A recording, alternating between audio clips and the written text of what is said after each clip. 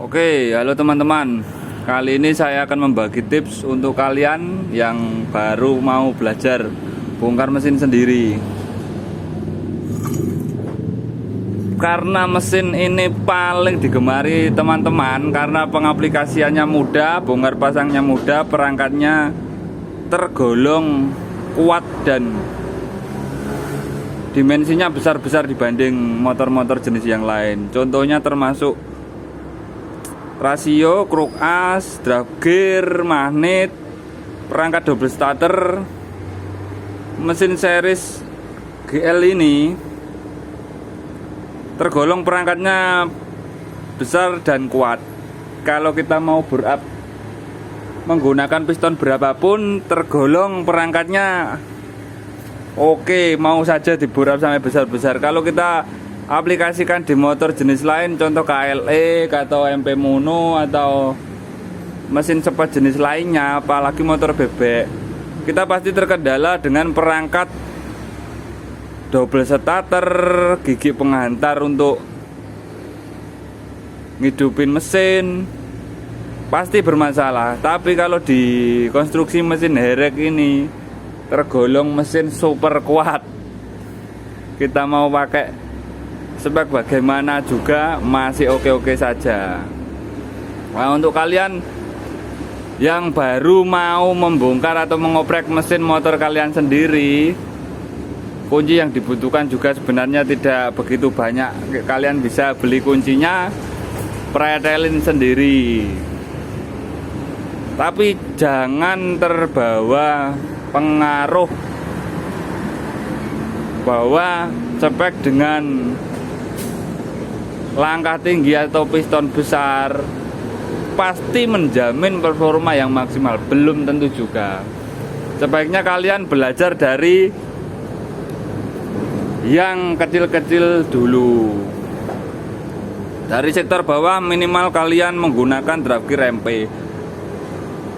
Kalau GL terlalu ringan, tapi kalau untuk drive gear Tiger atau 23 yang custom itu tidak saya sarankan, karena kalian akan menimbulkan beberapa pertanyaan lagi. Nanti performa dari mesin sendiri itu tidak bisa maksimal. Dikarenakan tenaga yang kecil harus dibebani dengan final gear atau drive gear yang berat, akan tidak bisa memaksimalkan tenaga yang keluar dari mesin menuju roda belakang. Kalau dari rasio sebenarnya bebas, ada yang suka rasio Mega Pro atau GL, Newtek atau Tiger atau menggunakan seri, sebenarnya itu selera karena mereka hanya penghantar. Untuk area kopling kalian cukup menggunakan standar juga masih bisa dengan penggantian per kopling Tiger. Kalau yang di depan saya ini contoh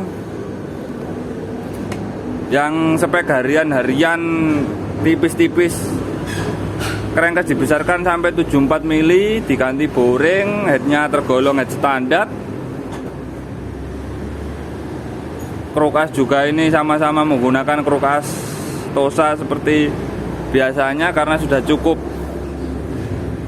oke untuk di aspal. Ini juga buring untuk diameter luar 74, masih lurus, belum digeser atau offset ke depan. Biasanya kalau saya pakai buring 77, kita geser agak ke depan dari crankcase-nya supaya buringnya muat.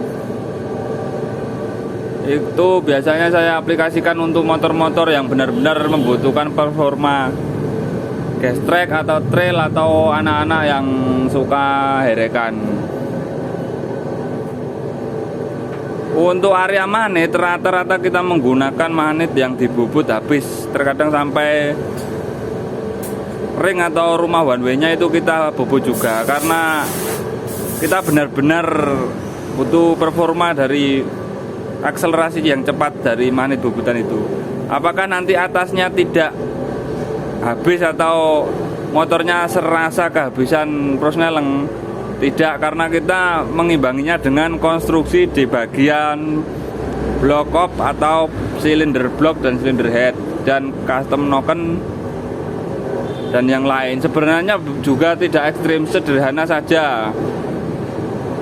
kita cukup mempaskan atau mencari settingan yang oke, tidak usah terlalu jauh-jauh dari standar,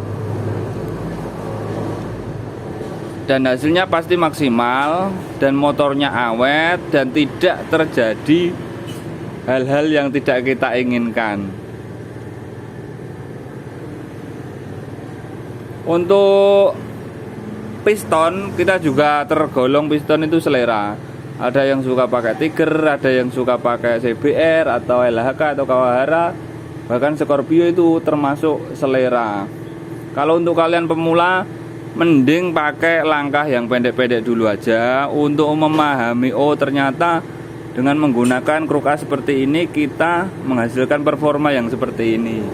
Kalau pakai setrukan memang langsung keluar torsinya, keluar performanya, tapi dengan setrukan belum tentu konstruksi mesin kita itu benar dan tidak menimbulkan masalah, belum tentu. Oke, kalau kita menggunakan kompresi rendah cenderung tidak ada masalah dan torsi terasa, tapi dengan langkah yang tinggi itu sebenarnya tidak sesuai dengan performa yang dihasilkan karena kita menggunakan kompresi yang rendah.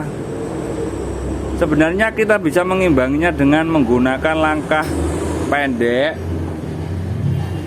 dengan piston yang ukuran sama. Kita bisa bersaing dan kita menghasilkan mesin yang cukup benar dan awet dan irit. Sebenarnya kan stroke up juga termasuk boros dari segi harga.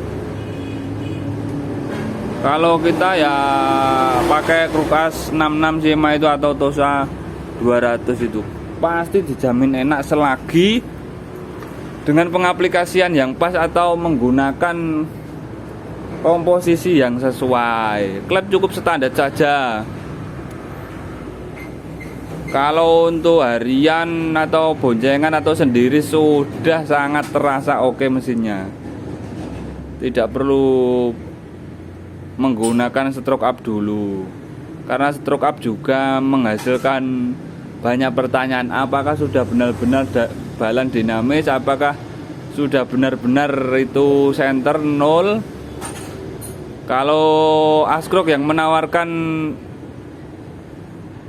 performa atau balance yang bagus pasti harganya di atas 1 juta, baru kira-kira baru mendekati sempurna. Tapi kita menggunakan produk yang murah-murah saja supaya hemat dan kita bisa mengupgrade di sektor lainnya. Contoh, kita bisa memperbarui piston, memperbarui klep, mengganti part-part yang harusnya diganti, dan menggunakan perangkat-perangkat pengapian yang ori, karena imitasi itu menimbulkan banyak permasalahan biasanya. Oke teman-teman, cukup sekian dulu untuk video kali ini. Karena ini lagi di bengkelnya teman, saya jarang ada materi untuk membahas mesin-mesin. Kalau saya lagi ngerjakan mesin sendiri biasanya malas untuk bikin video. Berhubung ini lagi di tempatnya teman, ada mesin, saya bikinin video. Terima kasih untuk teman-teman yang sudah menonton video saya. Ini di sini ada beberapa. Ini ada mesin V-twin, Honda juga.